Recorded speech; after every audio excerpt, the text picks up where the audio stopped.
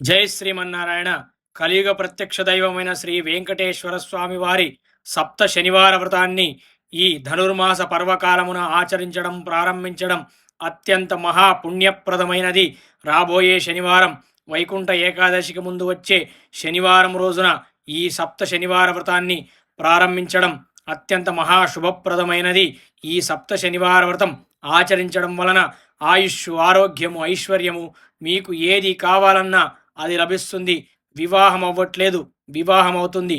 సంతానం కలగట్లేదు, ఎన్నో ప్రయత్నాలు చేసి విఫలమైనా కూడా సంతానం కలుగుతుంది. ధన సమృద్ధి, ఆయుష్, ఆరోగ్యం, ఐశ్వర్యము ప్రతి ఒక్కటి ఈ వ్రతం వల్ల చేకూరుతూ ఉంది.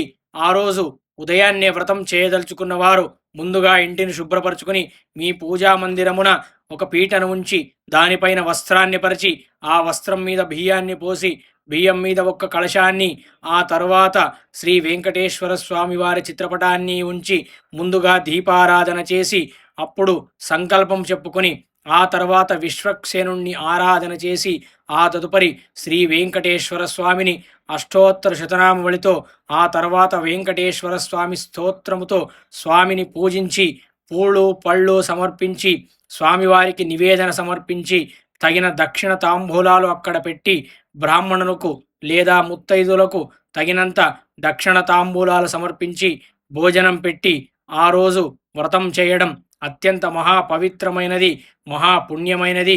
ఈ వ్రతాన్ని 7 శనివారాలు చేస్తే అనుకున్న కోరికలన్నీ సకాలంలో నెరవేరి అష్ట ఐశ్వర్యాలతో సకల సంపదలతో వృద్ధి చెందుతారు.